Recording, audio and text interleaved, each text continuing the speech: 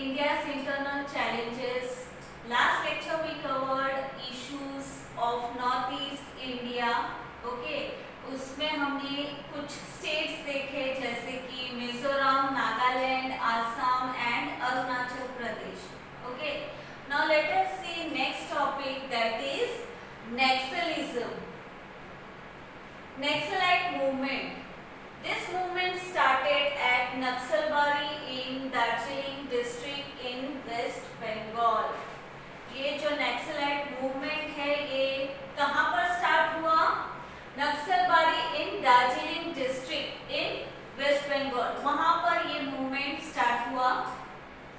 The Naxalites organized the small land holding farmers and land laborers and took charges of their lands.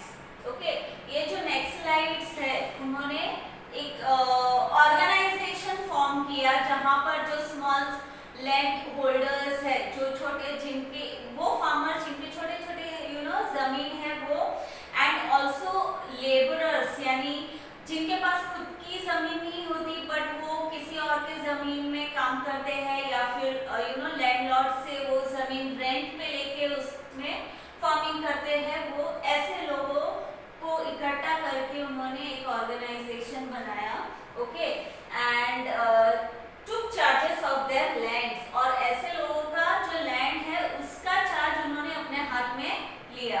Okay, put up red flags and declared that area as free territory in 1967. तो ऐसे लोगों के जो छोटे farmers हैं जिनके पास छोटे छोटे लैंड्स है या फिर लेबरर्स है, उनके लैंड को उन्होंने अपने चार्ज में लिया है, अपने कंट्रोल में लिया है, और उन सारे लैंड के ऊपर उन्होंने रेड फ्लैग लगाया है और ये डिक्लेयर किया है कि ये जो सारे लैंड्स है इट इज फ्री. ओके, वो किसी के अंडर नहीं आता है, वो फ्री लैंड है. Okay, is a free territory. All those movements that took inspiration from this rebellion are called Naxalite movements. Okay, जो भी movement इससे इंस्पायर होके आगे और movements आए, that is known as Naxalite movement. Okay, ये event को इंस्पायर होके जो भी movements निकले उसको Naxalite movement बोलते हैं. The movement had the objectives of establishing action committees to raise a voice against the exploitation of the farmers by the landlords. Okay, ये जो movement है उसका मेन ऑब्जेक्टिव क्या था? इस movement का main objective establishing action committees, मतलब action committee वो लोग establish करें and raise a voice against the exploitation. जो भी farmers है या laborers है उनके ऊपर जो भी exploitation होता है तो उनकी आवाज बने वो एंड उनके हक के लिए वो लड़े. Okay, main objective Naxalite movement का ये था. ओके, कि जो भी एक्सप्लॉइटेड फार्मर्स है उनके हक के लिए आवाज उठाया जाए और उनके लिए लड़े. ओके, किससे लड़े? By the landlords and confiscate the land of the landlords and distribute it among the tenants. Okay, जो भी landlords है जो कि farmers को exploit करते हैं, laborers को exploit करते हैं, okay, उनके land को confiscate करना मतलब उनके land को जब्त करना और वो जो land है वो tenants में बांट देना. tenants यानी जिनका भी land है या फिर जो भी उस land में as a laborer काम करते होंगे या जिन्होंने भी वो लैंड रेंट पे लिया होगा, ओके, उनको वो लैंड बांट देते थे. Later the movement strayed away from its objectives. It took recourse to terrorism to prevent any government schemes and welfare policies from reaching the common people. Okay, ये जो नेक्सलाइट मूवमेंट था ये एक अच्छे ऑब्जेक्टिव से स्टार्ट किया था नेक्सलाइट्स ने. जो भी एक्सप्लॉइटेड फार्मर्स है या लेबरर्स है मतलब उनके हक के लिए लड़ना, ओके, उनकी आवाज बनना, उस ऑब्जेक्टिव के साथ ये मूवमेंट स्टार्ट किया था initially.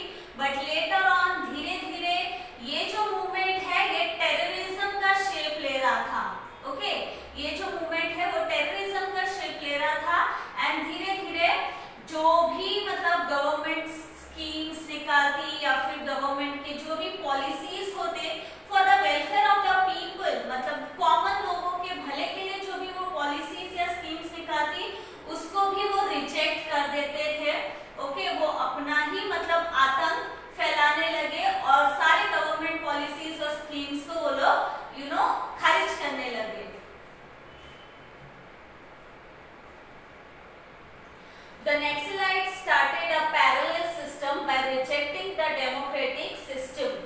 This made Naxalism a serious challenge to India's internal security. Okay, the Naxalites जो है धीरे धीरे उन्होंने अपना एक पैरेलल सिस्टम एस्टेब्लिश कर दिया था, जो कि गवर्नमेंट का जो सिस्टम है, उसका जो पॉलिसी है, उसको वो रिजेक्ट करने लगे। यानी गवर्नमेंट जो भी कॉमन पीपल के वेलफेयर के लिए जो भी पॉलिसीज या स्कीम्स करती थी, उनको वो रिजेक्ट करने लगे और अपना ही एक पैरेलल सिस्टम उन्होंने एस्टेब्लिश कर दिया था।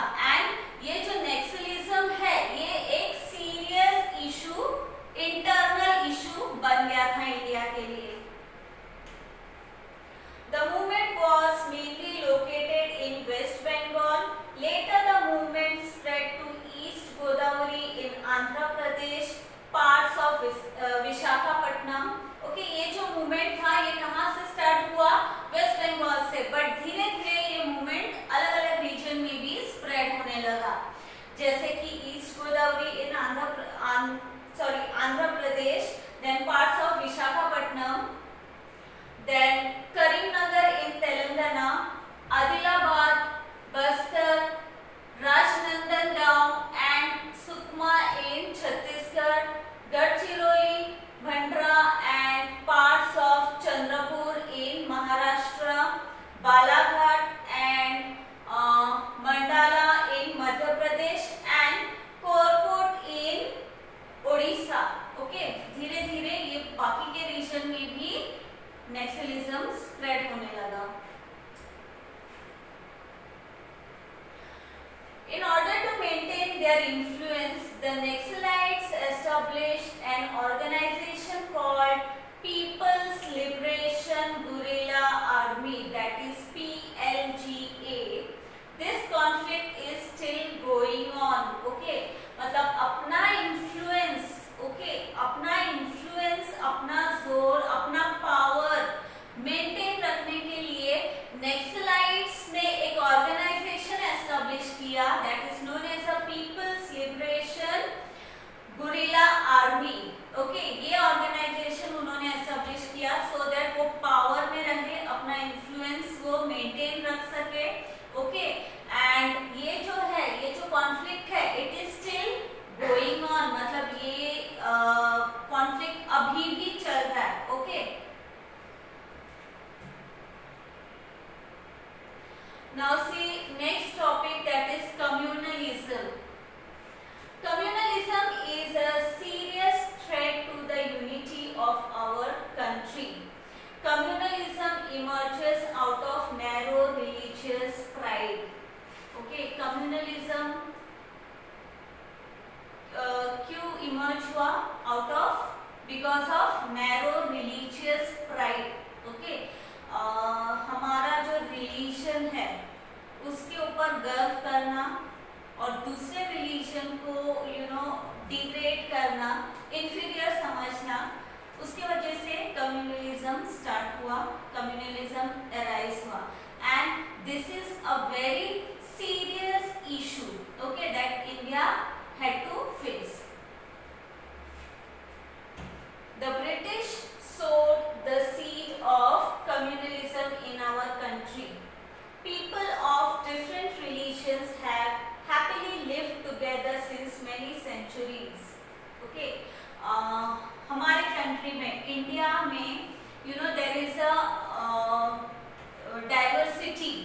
Okay, वेरिएशन है। Okay, वेरिएशन, अलग अलग रिलीजन के लोग रहते हैं, अलग अलग कास्ट है, अलग अलग लैंग्वेज के लोग रहते हैं। Okay, we say there is diversity, unity in diversity.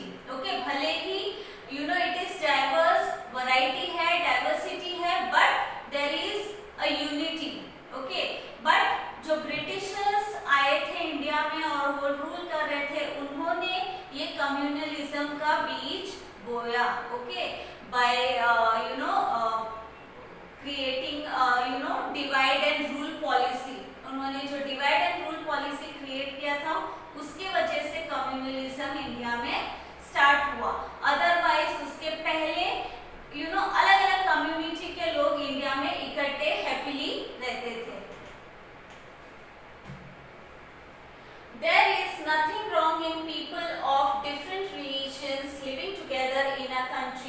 while begin duly proud of their own religion. Okay, अलग अलग रिलीजन के लोगों के साथ एक कंट्री में रहना कोई गलत बात नहीं है, एंड अपना जो रिलीजन है उसके ऊपर गर्व करना भी कोई बुरी बात नहीं है. Okay, but when this pride becomes excessive, then begins to consider their religion superior and others inferior. This leads to religious fanaticism. But ये जो प्राइड है, मतलब अपने रिलीजन के ऊपर गर्व करना, ये अगर एक्सट्रीम लेवल पे हो जाए, एक्सेसिव हो जाए, then it begins to consider that their religion is superior. मतलब अगर हम ऐसा सोचने लगे कि हमारा रिलीजन सुपीरियर है और दूसरे का रिलीजन इंफीरियर है, then there starts religious fanaticism. Fanaticism means extremism.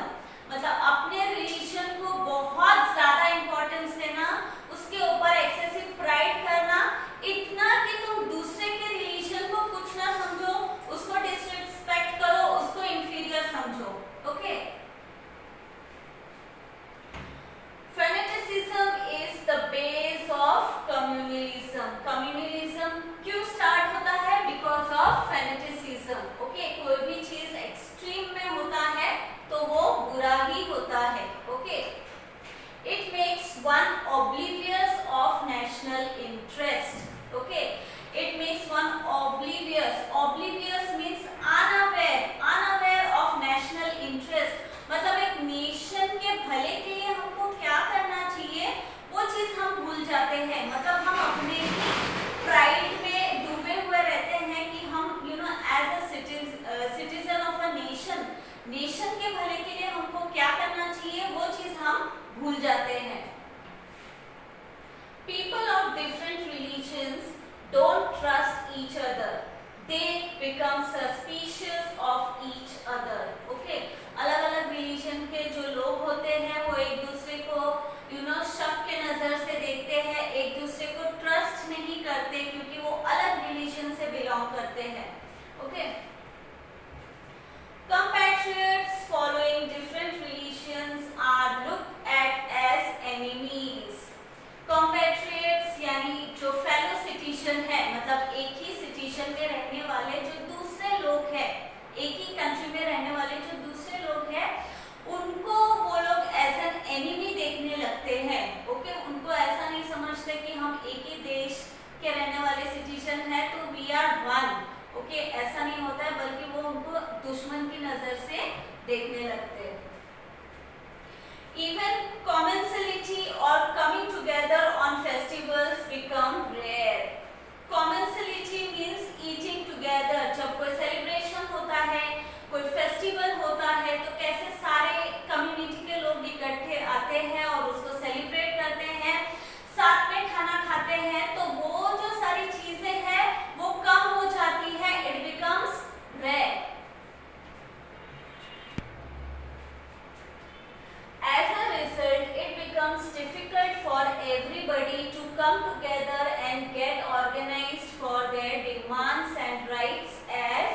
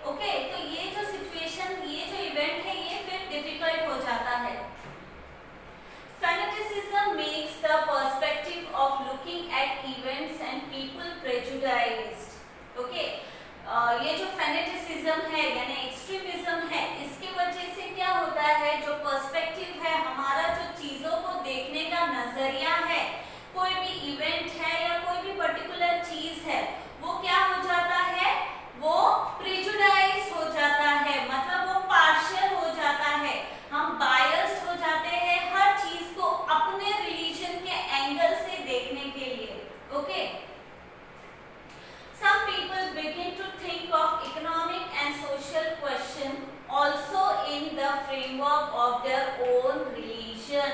कुछ लोग तो जो इकोनॉमिक या सोशल चीजें हैं, ओके, इवेंट्स है, इश्यूज है, उसको भी अपने ही रिलीजन के पॉइंट ऑफ व्यू से वो लोग देखने लगते हैं.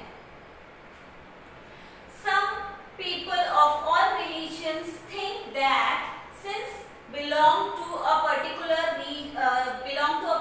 religion, they have no influence in politics.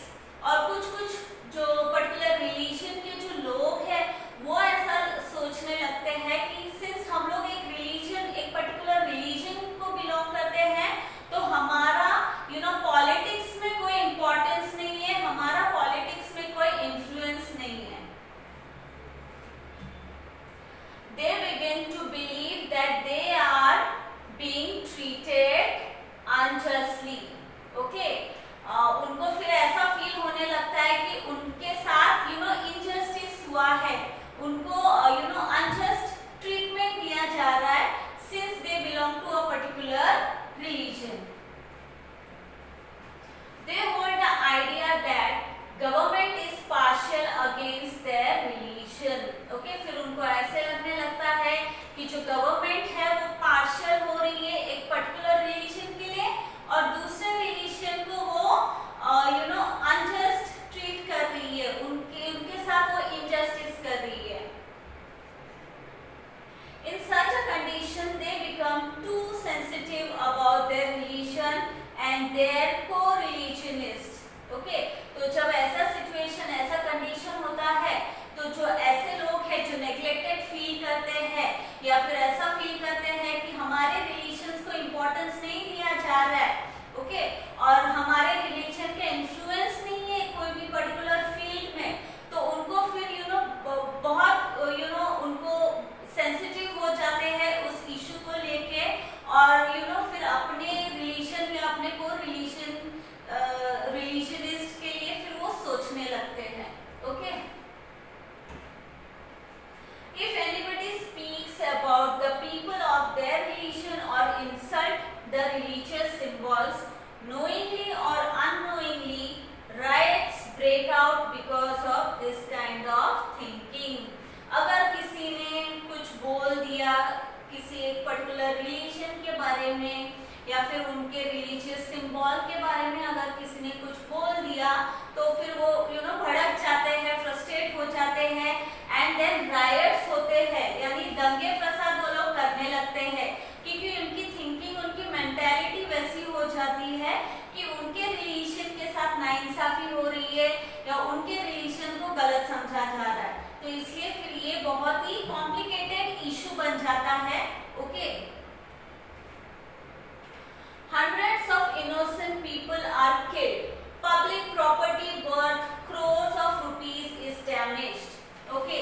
जब riots होते हैं, दंगे फसाद होते हैं तो बहुत सारे लोगों की जाने जाती है. जो प्रॉपर्टी है, पब्लिक प्रॉपर्टी है, वो कितने सारे डैमेज हो जाते हैं because of riots. Public peace is destroyed due to the bitter memories of the riots. People are estranged from each other and mutual trust receives a setback. Okay? Public peace. Okay? शांति का माहौल नहीं रहता. Okay? बाहर public peace destroy हो जाता है and because of this bitter memories, मतलब जो riots होता है, जब दंगे फसाद होते हैं तो बहुत सारे नुकसान होते हैं, तो उसकी जो बिटर, जो कड़वी यादें रहती हैं मन में लोगों के, उसके वजह से they are estranged. Estranged means they are separated from one another. Okay? लोगों में यूनिटी नहीं है, म्यूचुअल ट्रस्ट नहीं होती है फिर. ओके? आपस में एक बॉन्डिंग नहीं होता है, ट्रस्ट नहीं होता है and they are separated. Trust between people is the basis of coexistence. If trust breaks, social unity receives a blow. Okay? Coexistence मतलब हमको एक साथ एक ही सोसाइटी में रहने के लिए, एक ही कंट्री में रहने के लिए trust is a very important factor. हमको एक दूसरे के ऊपर ट्रस्ट रखना चाहिए. Then only we can coexist in a particular place. Okay?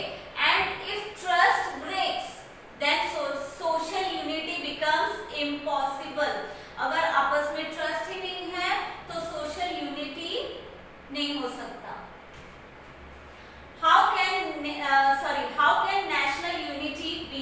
achieved without social unity. Okay, बिना सोशल यूनिटी के नेशनल यूनिटी अचीव करना इम्पॉसिबल है. Okay, hence it is necessary that we all counter this religious communalism with all our strength. Okay, इसलिए ये जो problem है, communalism का जो प्रॉब्लम है, उसको सॉल्व करने के लिए हम सबको इकट्ठे आना चाहिए. ओके, नेशनल इंटरेस्ट के बारे में सोचना चाहिए और इसके लिए कुछ ना कुछ सोल्यूशन निकालना चाहिए. For this we should mix with people of different religions. We should accept the good practices and ideas of each other. Okay, इसके लिए हमको क्या करना होगा? हमको दूसरे रिलीजन के लोगों के साथ मिक्स अप होना चाहिए, उनके साथ उठना बैठना, उनके साथ बातचीत करना चाहिए. And we should also accept the good practices and ideas. मतलब अगर किसी एक पर्टिकुलर रिलीजन में उनका जो प्रैक्टिसेस है या उनके जो आइडियाज है उसको एक्सेप्ट करना चाहिए. ओके, मतलब एक दूसरे के रिलीजन को हमको रिस्पेक्ट करना चाहिए, एक दूसरे के आइडियाज को हमको रिस्पेक्ट करना चाहिए. We should be able to look at and understand our economic and social problems rationally. अगर हम एक दूसरे के साथ एक दूसरे के रिलीजन को समझे, रिस्पेक्ट कर रहे, एक दूसरे के साथ मिलजुल कर रहे, then only we can understand our economic and social problems. हमारा जो इकोनॉमिक और सोशल प्रॉब्लम्स हो उसको हम रैशनली सोच सके विदाउट बीइंग बायस, मतलब पार्शियल, बिना पार्शियलिटी किए हम उस फील्ड के बारे में हम सोच सकते हैं. We should not mix these questions with religion. यानी इकोनॉमिक या सोशल इश्यूज को हमको अपने रिलीजन के साथ मिक्स नहीं करना चाहिए. Okay, we should search for the economic, political and historical reasons that are responsible for disturbing religious harmony. Okay, religious harmony को disturb करने वाला जो फैक्टर है, दूसरे फैक्टर्स है, okay, which is not communalism, उसके अलावा जो बाकी के फैक्टर्स हैं जैसे कि इकोनॉमिक, पॉलिटिकल और हिस्टोरिकल, वो सारे रीजन को हमको सर्च करना चाहिए और उसको सॉल्व करना चाहिए. This is the only way to put an end to a communalism and strengthen national unity. अगर हमने ये किया तो ही हम कम्युनलिज्म को एंड कर सकते हैं and